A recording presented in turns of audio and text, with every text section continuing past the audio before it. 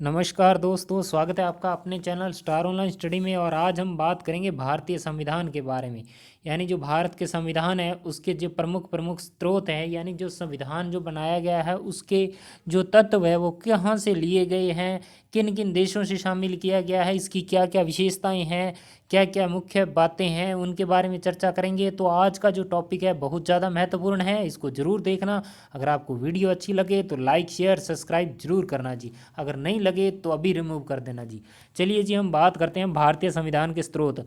देखिए जी, बात करते हैं कि भारत का संविधान, भारत पे शासन था किसका? अंग्रेजों का शासन था। तो जो ज़्यादा प्रभाव रहेगा वो अंग्रेजों का ही रहेगा। तो सबसे पहले हम बात करते हैं किस देश यानी ब्रिटेन। ब्रिटेन ने भारत पर शासन किया, यानी इंग्लैंड, इंग्लैंड ब्रिटेन बोलते थे जिसे ब्रिटिश शासन भी बोलते थे, उसने शासन किया था। हमने बात की थी कि जो ईस्ट इंडिया कंपनी ने 1773 से लेकर जो 1858 तक भारत में शासन किया था, और उसके बाद जो अगले आ गई थी वो कौन सी थी? 1858 से लेकर 1947 तक शासन किया था, वो ब्रिटिश ताज का शासन या क्राउन का शासन। ये दो भागों में हुआ था, ये अलग अलग है, इनके बारे में भी अपने बात कर लेते हैं। तो ये थोड़ा सा है, इसको थोड़ा सा ध्यान से देखना है जी। तो चलिए हम बात करते हैं। सबसे पहले बात करेंगे ब्रिटेन के बारे में कि ब्रिटेन से हमने क्या लिया है, ब्रिटेन देश से, क्योंकि हम प्रभावित किससे थे? ब्रिटेन से प्रभावित थे। तो हमने सबसे पहले ब्रिटेन को लिया, और ब्रिटेन से हमने लिया वो कौन कौन से तत्व हैं उनके बारे में भी चर्चा कर लेते हैं जी। चलिए जी, हम बात करते हैं इसे ब्रिटेन से। तो देखिए, ब्रिटेन से हमने सबसे पहले अगर हम बात करें कि ब्रिटेन से हम इसकी अगर रूपरेखा की बात करें तो ब्रिटेन से हमने ली थी एकल नागरिकता। यानी एकल जो नागरिकता थी वो हमने ब्रिटेन से ली थी जी। एक देश एक नागरिकता। जैसे अगर आपका राज्य राजस्थान है तो आप राजस्थान में कहीं पे भी चले जाओ, राजस्थान है, राजस्थान से साथ में गुजरात है तो गुजरात में चला जाओ तो भी आप भारतीय हो। आप पंजाब में चले जाओ तो भी भारतीय हो, हरियाणा चले जाओ तो भी भारतीय हो, दिल्ली चले जाओ तो भी भारतीय। यानी एकल नागरिकता, दोहरी नागरिकता नहीं है। जैसे संयुक्त राज्य अमेरिका में दोहरी नागरिकता एक अपने उसकी इकाई यूनिट की राज्य, जो यूनिट वहाँ इकाई बोलते हैं जी। राज्य हमेशा देश के लिए प्रयुक्त होता है। भारत और अमेरिका दो अपवाद है जहाँ पर इकाइयों को भी राज्य कहा जाता है। तो जो वहाँ पर इकाई यूनिट है वहाँ की नागरिकता, और एक संयुक्त राज्य अमेरिका की नागरिकता, तो दोहरी नागरिकता है। लेकिन हमने एकल नागरिकता रखी क्योंकि भारत कश्मीर से लेकर कन्याकुमारी तक भारत एक है। चलिए जी, हम आगे बात करते हैं। जो ब्रिटिश जो शासन था उससे हमने अगला लिया था विधि का शासन, यानी कानून की समता। यानी कानून के द्वारा हमारा शासन होगा, जैसा कानून चलेगा उस अनुसार हमारा शासन होगा। तो हमने विधि का शासन कहाँ से लिया? ब्रिटेन से लिया जी। संसद हमने, अंग्रेजों के हम गुलाम रहे थे लंबे समय तक, तो हमने जो संसद प्रक्रिया ब्रिटेन की देखी वैसी हमने रख ली जी, लोकसभा राज्यसभा जो भी है। उसके बाद संसदीय विशेषाधिकार, ये संसदीय विशेषाधिकार भी हमने किससे लिए थे? ब्रिटेन से लिए थे। ये संसदीय विशेषाधिकार क्या होते हैं जी?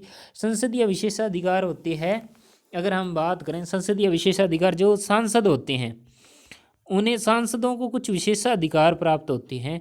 यानी वो जब भाषण देते हैं अगर उनसे कुछ भूलवश गलत भी बोला जाता है या गाली गलौज भी कर देते हैं तो उन पर कोई भी कार्यवाही नहीं होती है। और हमने सदन में पढ़ा था कि जब सदन शुरू हो जाता तो उन्हें जो फौजदारी मामले हैं, दीवानी मामलों में उन्हें गिरफ्तार नहीं किया जा सकता। तो वो कुछ विशेषाधिकार है।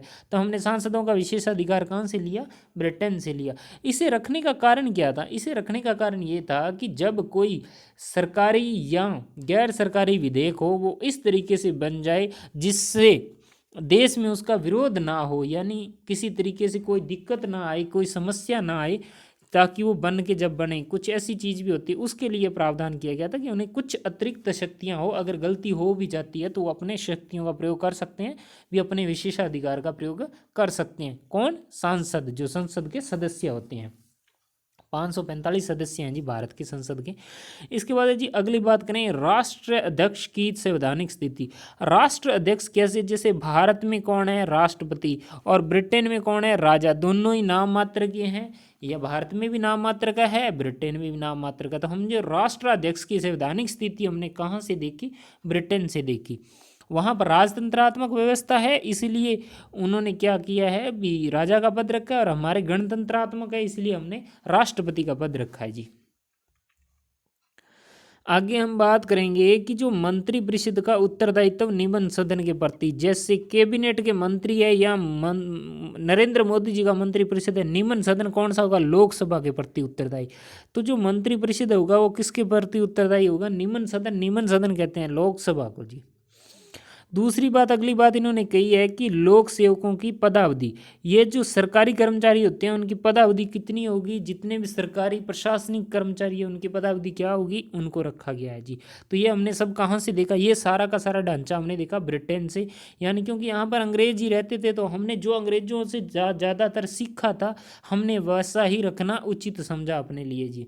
तो ये ब्रिटेन इंग्लैंड की स्रोत हो गई है, हमने ये चीज़ें ली थी। अब हम बात करेंगे संयुक्त राज्य अमेरिका यानी यूएसए,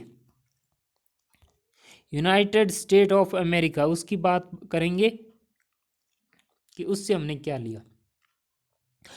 आपको पता है जो संयुक्त राज्य अमेरिका है, विश्व के अंदर सबसे पहले लिखित संविधान लाने का श्रेय किसे जाता है, संयुक्त राज्य अमेरिका को जाता है, ठीक है जी।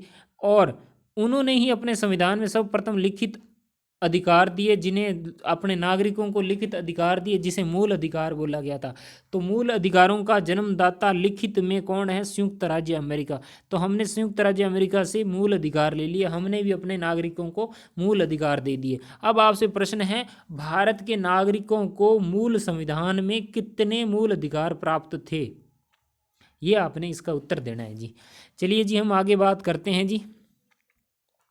इसके बाद अगला है हमारा जो विधि का समान संरक्षण। विधि का समान संरक्षण चाहे तो राष्ट्रपति है चाहे आम नागरिक है, सभी को दंड विधि के समान दिया जाएगा। ऐसे नहीं है जो प्रधानमंत्री उसको दंड कम दे दें कि उसके पास पद बड़ा है और सामान्य जनता है उसको दंड ज़्यादा दे दें, नहीं, समान रूप से एक जैसा विधि का समान संरक्षण होगा। विधि जिस जो कानून नियम कायदे राष्ट्रपति पर लागू होंगे वही अन्य नागरिकों पर लागू होंगे, जो अन्य नागरिकों पे होंगे वही राष्ट्रपति पे लागू होंगे जी। तो विधि का समान संरक्षण है जी। इसके बाद हमने संयुक्त राज्य अमेरिका से हमने उपराष्ट्रपति का पद लिया है। उपराष्ट्रपति का, वहाँ एक प्रेसिडेंट होता है एक वाइस प्रेसिडेंट होता है। तो हमने वाइस प्रेसिडेंट का पद है, उपराष्ट्रपति का पद हमने संयुक्त राज्य अमेरिका से ले लिया। मैं दोबारा फिर कह रहा हूँ, उपराष्ट्रपति का पद, ना कि राष्ट्रपति का। उसके अलावा हमने अमेरिका से लिया, देखो जी, महाभियोग प्रक्रिया। अगर देखो जी अमेरिका में जो राष्ट्रपति होता है उस पर उसको हटाने के लिए प्रावधान होता है महाभियोग का। तो भारत में भी ऐसे सोचा कि आने वाले समय में कभी राष्ट्रपति निरंकुश या तानाशाही ना हो जाए, उसके लिए उसको बांधने का प्रावधान किया गया था। तो हमने भी महाभियोग प्रक्रिया रख ली। अमेरिका में भी महाभियोग प्रक्रिया है राष्ट्रपति पर, हमने भी राष्ट्रपति महाभियोग प्रक्रिया रख ली। कुछ विद्वान बोलते हैं कि इसको गलत रख लिया, इसकी ज़रूरत ही नहीं थी। ज़रूरत ऐसी है, संविधान में कोई भी चीज़ ऐसे ही नहीं रखी गई है। जिन्होंने संविधान बनाया था उनके पास 30-30 डिग्रियां थी, वो ऐसे ही नहीं बैठे थे संविधान बनाने के लिए। तो महाभियोग प्रक्रिया सही रखी थी कि आने वाले समय में कभी राष्ट्रपति निरंकुश ना हो जाए, उसके लिए इसका प्रावधान किया गया था जी। उसके बाद जी सर्वोच्च न्यायालय, हमने सुप्रीम कोर्ट, जैसे अमेरिका में सर्वोच्च न्यायालय है, हमने भी अपना सुप्रीम कोर्ट रख लिया। और सुप्रीम कोर्ट की स्थापना अपने पहले जो संघीय न्यायालय के रूप में हुई थी। तो ये था महत्वपूर्ण। अब आपसे प्रश्न एक यही है, सुप्रीम कोर्ट के जो प्रथम मुख्य न्यायाधीश कौन थे उसके बारे में बताना है जी आपने। प्रश्न है जी आपका। और जो पहले वाला प्रश्न था जिसमें मैंने पूछा था कि मूल संविधान में मूल कर्तव्य मूल अधिकार कितने थे, तो मूल अधिकार 7 थे जी। आगे हम बात करें न्यायिक पुनरावलोकन। न्यायिक पुनरावलोकन का मतलब क्या होता है, हमने न्यायिक पुनरावलोकन कहाँ से रखा, संयुक्त राज्य अमेरिका से रखा। कि जो न्यायालय कोई फैसला दे दे उसके बाद उन फैसलों को दोबारा से अवलोकन करना, यानी दोबारा से जांच करके उस निर्णय को बदलना, न्यायिक पुनरावलोकन है। भारत में न्यायिक पुनरावलोकन आंशिक है, लेकिन अमेरिका के अंदर न्यायिक पुनरावलोकन आंशिक नहीं है। वो जो फैसला दिया है उसको बदल भी सकते हैं, जिसे पहले कोई भी जो फैसले दिए उनको बदल सकते। तो हमने भी न्यायिक पुनरावलोकन की प्रक्रिया रख ली। अमेरिका में संविधान सर्वोच्च है, हमने भी सर्वोच्चता रख ली, यानी संविधान सबसे बड़ा होगा। ना गीता बड़ी, ना बाइबल बड़ा, ना कुरान बड़ी ना कुछ और गुरु ग्रंथ साहिब बड़ा, यहाँ बड़ा है भारत के अंदर संविधान सभा। वो हमारे धार्मिक और पूजनीय ग्रंथ है, उन्हें हम अपनी श्रद्धा के रूप में मानते हैं। और लेकिन हमें देश चलाने के लिए संविधान को सर्वोच्च मानना पड़ता है जी। तो वो हमारे धार्मिक है, पूजनीय, अति पूजनीय है, उनको हम अलग रखा है, लेकिन देश हमारा संविधान से चलता है, इस बात का भी ध्यान रखना जी। आगे हम बात करें, हमने आयरलैंड से क्या लिया, अगला देश आएगा आयरलैंड, यानी हमने आयरलैंड से क्या लिया। तो आयरलैंड से सबसे पहले बात करेंगे नीति निर्देशक तत्व। देखिए जी, एक महिला का नाम आता है एनी बिसेंट, वो भी आयरलैंड की थी। तो इसको इस तरीके से याद रख लो, एनी बिसेंट आई थी, नीति निर्देशक तत्व लाई सी। कहाँ से लाई थी? आयरलैंड से लाई थी। तो आयरलैंड से हमने नीति निर्देशक तत्व रखा। एक बात का ध्यान रखना, जो नीति निर्देशक तत्व है वो वाद योग्य नहीं है। वाद योग्य का मतलब होता है उसे कोर्ट में किसी भी रूप से दायर याचिका नहीं की जा सकती। राज्य पे निर्भर करता है नीति निर्देशक तत्वों को लागू करे या ना करे। अब नीति निर्देशक तत्व क्या होते हैं? ये समाज कल्याण से जुड़े हुए होते हैं जी। इन्हें राज्य अपनी इच्छा अनुसार लागू करता है जी, नीति निर्देशक तत्वों को जी। राष्ट्रपति का निर्वाचन मंडल, जैसे राष्ट्रपति का चुनाव किस तरीके से होगा, कौन कौन लोग भाग लेंगे, तो वो प्रक्रिया हमने कहाँ से ली? वो भी हमने आयरलैंड से ली है जी। इसका भी ध्यान रखना, यानी राष्ट्रपति के चुनाव में कौन कौन भाग लेता उसके प्रक्रिया। इसके बाद अगला हम बात करें, राज्यसभा में 12 सदस्यों का मनोनयन। अब ये 12 सदस्यों का मनोनयन है, ये हमने कहाँ से लिया? ये हमने आयरलैंड से लिया है जी, 12 सदस्यों का। और उनका आधार क्या है? ये प्रश्न है जी, व्याख्याता भर्ती 2018 के जीके का पेपर है जी, उसमें इस पे समस्या खड़ी हो गई है। स्कूल व्याख्याता राजनीति विज्ञान में ये प्रश्न आया था कि साहित्य, विज्ञान, कला, समाज सेवा, अब ये प्रश्न आ गया था और इसकी वजह से वर्तमान में भर्ती पर स्टे आया हुआ है जी। यानी ये इसको एक 10वीं की किताब में इनका क्रम आगे पीछे कर दिया था, 12वीं की किताब में क्रम आगे पीछे कर दिया था।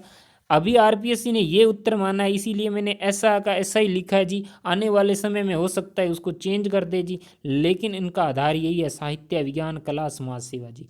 तो अभी वर्तमान में जो माना है हम तो उसके बारे में ही बात करेंगे जी। तो ये बहुत ज़्यादा महत्वपूर्ण है और बहुत बार बहुत से परीक्षाओं में इसके बारे में पूछा गया है जी। पहले तो ये पूछते थे कि 12 सदस्यों का मनोनयन कहाँ से लिया गया था? आयरलैंड से, लेकिन अब वर्तमान में इनका क्रम पूछ लेते हैं। तो ये थोड़ा सा ध्यान से रख लेना जी, इसको साथ साथ में जी। चलिए जी, आगे हम बात करते हैं ऑस्ट्रेलिया। ऑस्ट्रेलिया से हमने क्या लिया जी? ऑस्ट्रेलिया से लिया हमने जी प्रस्तावना की जो भाषा है वो हमने कहाँ से लिया? ऑस्ट्रेलिया। भारत कोई भी संविधान होती है उसके प्रारंभ में एक प्रस्तावना होती है, जिससे पढ़कर हम अनुमान लगा सकते हैं कि उनके संविधान में क्या क्या विशेषताएं हैं, क्या क्या अंदर लिखा हुआ है जी। तो वो प्रस्तावना की भाषा हमने कहाँ से ली है? वो हमने ली है ऑस्ट्रेलिया से ली है। इसके बाद हम आगे बात करें संवर्ती सूची। संवर्ती सूची होती है जी, एक है जी संघ सूची, एक है राज्य सूची, और इन बीच की जो सूची है वो है जी संवर्ती सूची जी। तो ये हमने कहाँ से ले ली जी? ये हमने ले ली है ऑस्ट्रेलिया से। कहने का मतलब इस पे इसका भी अधिकार होगा और इसका भी अधिकार होगा। तो ये हमने कहाँ से ले ली? ये ऑस्ट्रेलिया से। शक्ति विभाजन, यानी जो राज्यों का शक्ति विभाजन बांटा गया है, उसे विषय दिए गए हैं, उनका विभाजन भी हमने ऑस्ट्रेलिया से लिया है। इसके बाद है जी कनाडा। कनाडा से हमने लिए संघात्मक व्यवस्था। जैसे देखिए जी, ये भारत है तो भारत के अंदर राज्य है इस तरीके से, तो उनको संघात्मक व्यवस्था थी, वहाँ पर राज्यपालों की जो जिस तरीके से थे, हमने वहाँ से क्या है कि जो कनाडा की संघात्मक व्यवस्था थी उससे प्रभावित हुए और हमने भी वैसी की वैसी रख ली। और इसमें क्या था, हमने कनाडा से और रखा अवशिष्ट विषय केंद्र के पास रहेंगे। ऐसे विषय जो संविधान में उल्लेख नहीं है, भारत के संविधान में, वो उन विषय पर कानून अगर बनाने की जरूरत पड़े तो कौन बनाएगा? वो केंद्र बनाएगा जी। केंद्र यानी जो कि सेंटर सरकार है वो बनाएगी। तो अवशिष्ट विषय किसके पास रहेंगे? केंद्र के पास। और ये लिए कम कहाँ से हमने? ये हमने कनाडा से लिए हैं। आगे हम बात करें राज्यपाल के पद की स्थिति, यानी अमेरिका कनाडा में भी राज्यपाल है और भारत में भी राज्यपाल है, तो हमने राज्यपाल का पद कहाँ से लिया? वो हमने लिया कनाडा से लिया जी। तो ये काफ़ी महत्वपूर्ण है, इसको भी साथ साथ में नोट करते रहना जी, ताकि आपको फ़ायदा मिले। इसके बाद अगला है पूर्व सोवियत संघ। अब आप कहोगे ये कौन सा है पूर्व सोवियत संघ? USSR, ठीक है जी। ये 15 देशों का एक समूह था, 1991 में टूट गया और इसका सबसे बड़ा जो देश बना वो रूस बना, रशिया जी। तो पहले पूर्व सोवियत संघ था, लेकिन 1991 में ये टूट गया था, उसके बाद रूस हो गया था। तो पूर्व सोवियत संघ से हमने लिया था मूल कर्तव्य। अब ये मूल कर्तव्यों को याद कैसे रखेंगे जी?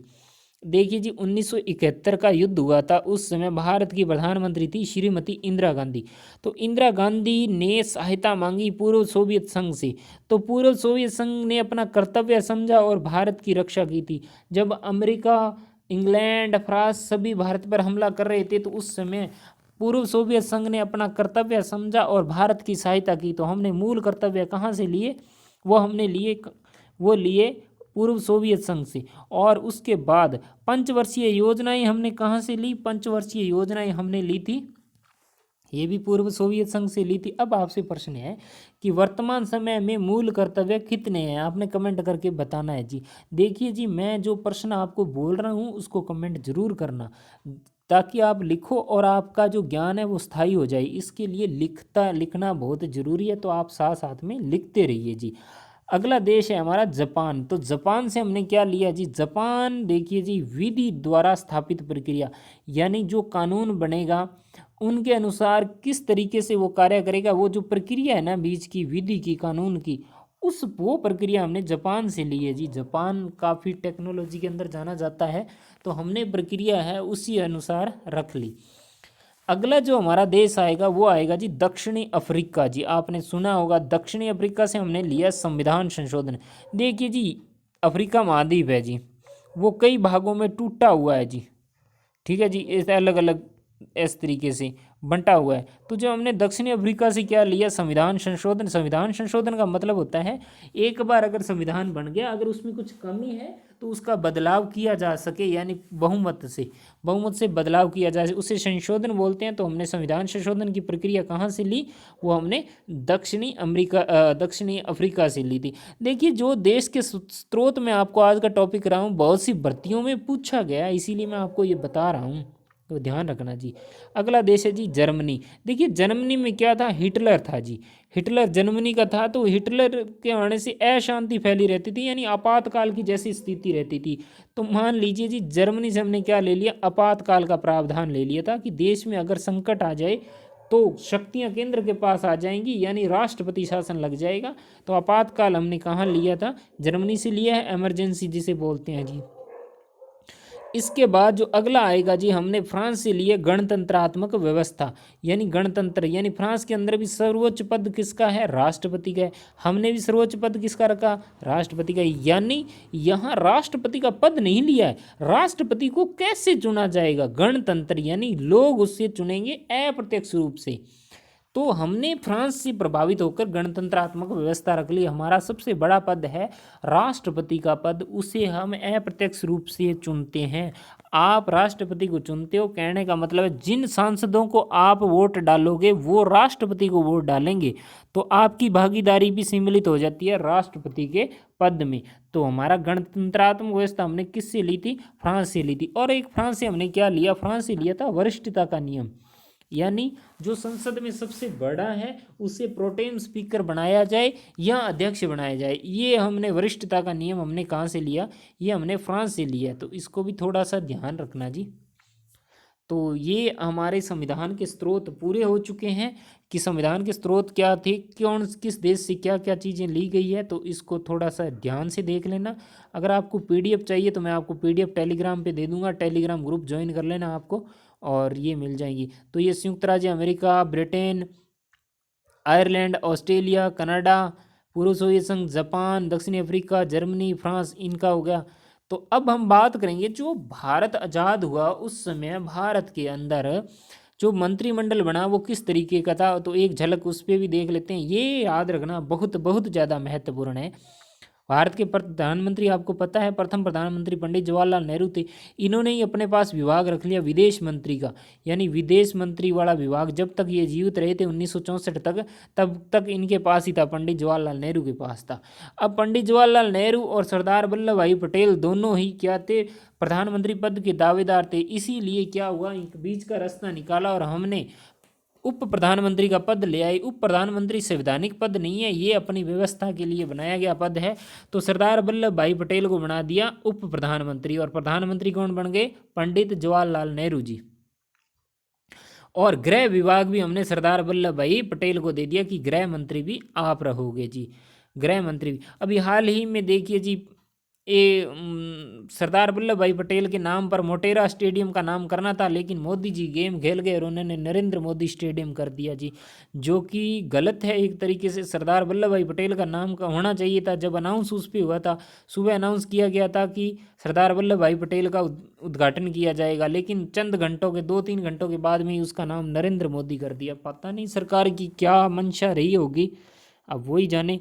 इसके बाद जी रक्षा मंत्री बनाए गए थे जी सरदार बलदेव सिंह। देखो जी, जो सरदार होगा उसके पास ही होगा, तो सरदार बलदेव सिंह को सरदार रक्षा करेगा, सरदार बलदेव सिंह को रक्षा मंत्री बनाया गया था।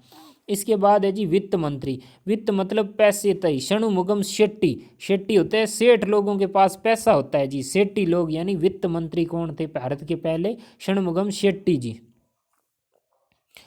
चलिए जी आगे हम बात करें कृषि मंत्री। देखिए जी, कृषि मंत्री जो एकदम सरल स्वभाव के होंगे, एकदम नरम स्वभाव के होंगे, उन्हें ही बनाया जाएगा। तो हमने कृषि मंत्री बना दिया डॉक्टर राजेंद्र प्रसाद को, जो भारत के पहले कृषि मंत्री थे। ये 1947 की बात हो रही है, ध्यान रखना जी, 15 अगस्त 1947 की, क्योंकि भारत के राष्ट्रपति तो 1952 में जाकर बनेंगे। तो ये भारत के पहले राष्ट्रपति तो 1952 में बनते हैं, लेकिन उस समय ये भारत के कृषि मंत्री बने थे। अब आप कहोगे 1947 से 52 तक फिर पद कौन सा था? गवर्नर जनरल का पद था जी। पहले गवर्नर जनरल स्वतंत्र भारत के लॉर्ड माउंटबेटन थे, और स्वतंत्र भारत के पहले भारतीय गवर्नर जनरल कौन थे वो आपने बताना है जी।